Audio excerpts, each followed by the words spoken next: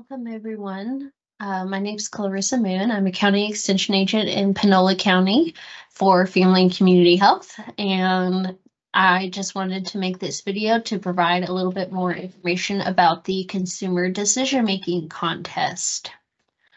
So what we'll go over today is just kind of an overview of the contest, the rules, the classes, different opportunities to participate in the contest. And then provide you some resources to prepare. And then we'll talk a little bit about the oral reasons side of the contest as well. So what is consumer decision making, or CDM? Well, basically it's a contest to help you make decisions about people who need to buy something. In my opinion, it's one of the most real world applicable contests that we have in 4-H because we make these decisions on a daily basis, but don't really or don't always stop to think about the rationale behind our decisions and what we're buying. And this contest is just an opportunity to explore that and to flex those decision-making muscles and think about all those different aspects that go into buying things. So here's a quick look at a scenario. Each class will begin with a scenario or a problem statement. And this particular scenario came from the 2019 Texas 4-H Roundup contest. So this is an actual class that was used at the state contest back in 2019. So the problem statement, I'll just read through part of it, but basically it's a family who wants to go camping and they really enjoy camping. They have 3 kids and each kid is allowed to invite one friend on the family vacation. So they need a tent with a lot of room so that everyone can fit comfortably and have room for their gear. Mr. Scott has checked the forecast for their trip and there's a chance for rain. So they need something that's going to be waterproof. They want something that's high quality and sturdy.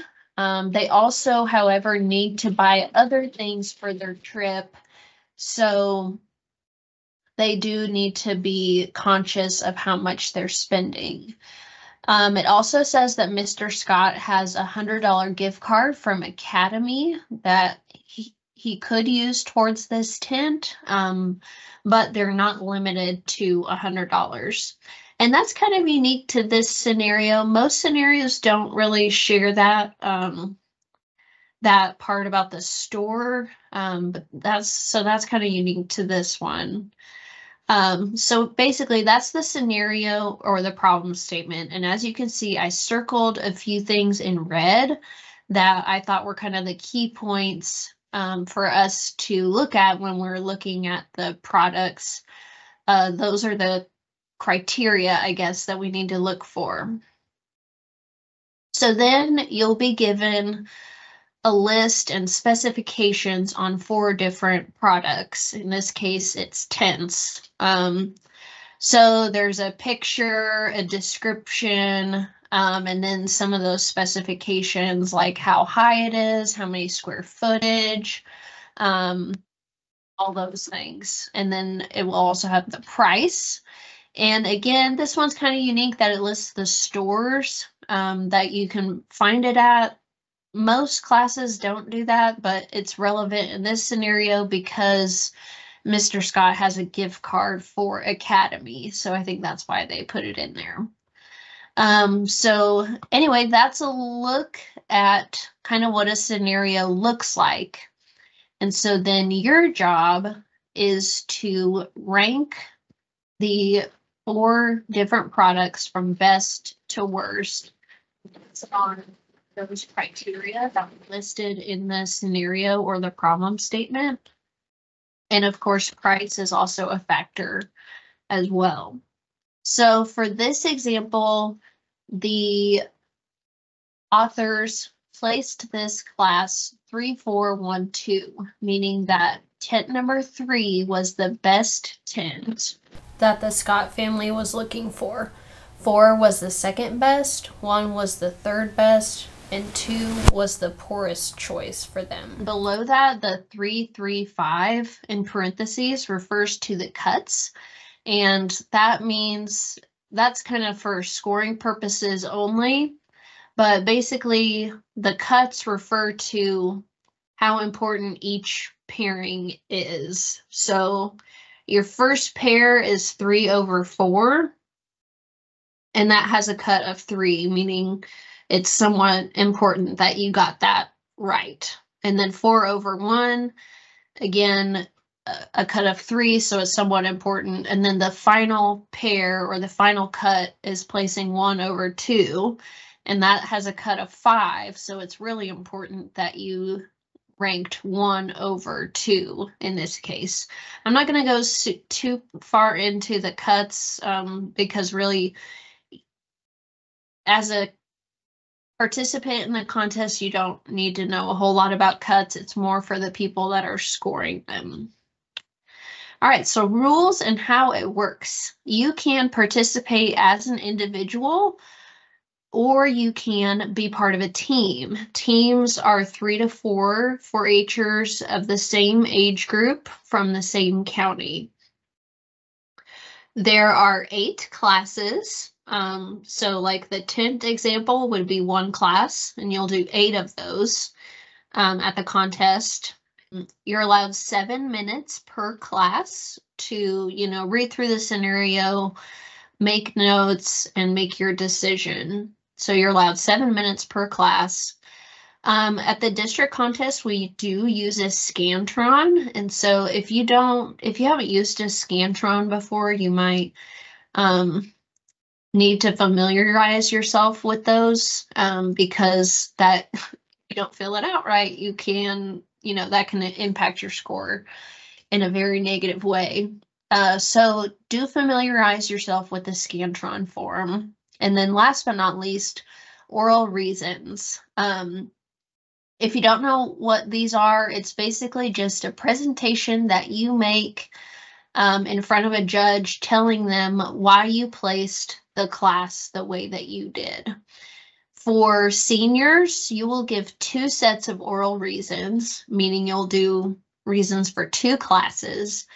Intermediates will only give 1 set of oral reasons, and then juniors, you don't have to worry about it at all. So the classes do vary a little bit from year to year, but they're always announced in advance what they will be. So these are the content or the different classes that Texas 4-H is using for this year. Come Alive in D5, we will be using 8 of these classes. And it's important to know this in advance so that you can study up a little bit. And I'll talk more about that in the resources section, but they do announce these in advance for a reason so that you can prepare a little bit. All right, so the contest, the main one I'm going to be talking about is Come Alive in D5, which is our annual district consumer decision-making contest. This year it's Saturday, May 5th in the afternoon at Penola College. You need to register in 4-H Online by April 15th.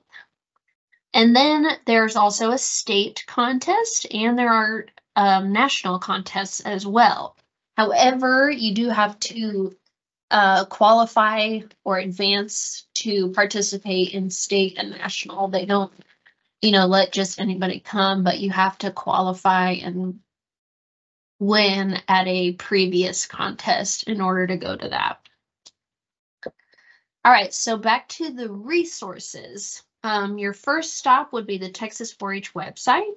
If you go to Texas 4-H and then projects, family and community health, this is under the consumer education project.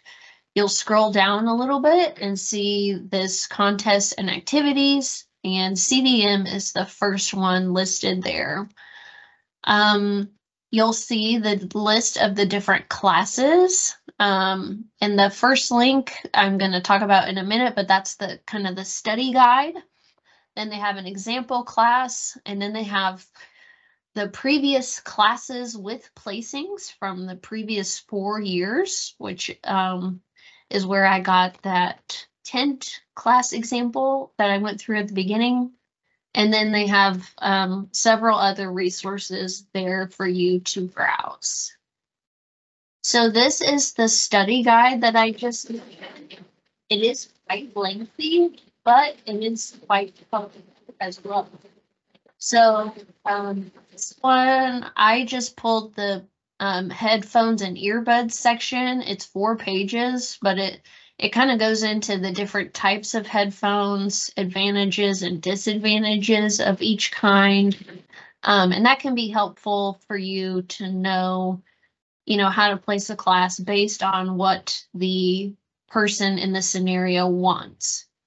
One example, we previously had a class on sunglasses, and they would have different criteria about like polarized versus not polarized, and then UVA and UVB protection, and that kind of stuff is you wouldn't really know unless you studied about it what would be the pros and cons of having polarized lenses or not. So that's an example of why this could be helpful for you to look at in advance. All right, more resources. The District 5 4-H website is where you will want to go for information on the District 5 contest, of course, but then they also have a link to the Texas 4-H website. So if you want the rules about the Come Alive in D5 contest, definitely go to that website. Next up is the Milam County website. The agent there, Micah Holcomb, has a lot of experience with consumer decision making, and she put a lot of resources on their website, which I thought were helpful. So she has some like different lesson plans that you can use to kind of prepare for a practice if you want to.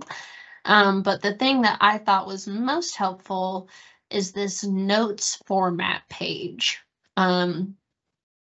And if I were going to be participating in the contest, I would print out 8 of these, because you can use these in the district contest. At least you can use something like this to take notes on while you have that 7 minutes in front of each class. So I would highly encourage you to print this off. She also has a example page of it kind of filled in, so you can look at that if you need help, deciphering what it's for. But basically, this page is helpful because it lets you line out all of your different products, list their prices, and then list the different needs that's in your problem statement. So for example, in the tent, it was, spaciousness, rainproof, all of those things. You can list those different criteria and then put like a check or an X if that product does or does not meet that criteria. So this can be a really helpful tool for organizing your thoughts, which will then help you to, rank the class better. This is a video on YouTube from Texas 4-H. It's mostly about giving oral reasons, but if you haven't ever done a consumer decision-making contest before, or livestock judging or anything like that, this can be helpful because it kind of goes through how to rank things, rank the different products or items in a class, and kind of the thought process behind how you do that. So it's a fairly brief video. It's only 15 minutes, but it can be really helpful, again, if you don't have any experience in these kind of contests. It can help walk you through, will help you make decisions. So lastly, the oral reasons. I already kind of went over this, but the other thing I want to point out is this year at the District 5 contest, you get an extra 2 minutes to prepare each set of reasons. So in addition to the 7 minutes you get to place the class, you get an extra 2 minutes for each set of reasons that you have to give. And that can be really helpful because you're not allowed to use notes when you do present reasons to the judge. So you will want all the time that you can get to prepare and study those notes before you go in. And I'm going to do a whole nother video on oral reasons. So I just wanted to have an overview on that. And if you want more tips on reasons, then stay tuned for my next video. That is pretty much an overview of the Consumer Decision Making Contest. I hope you found this helpful. And please feel free to follow up with me if you have more questions or want more information. Thanks for watching.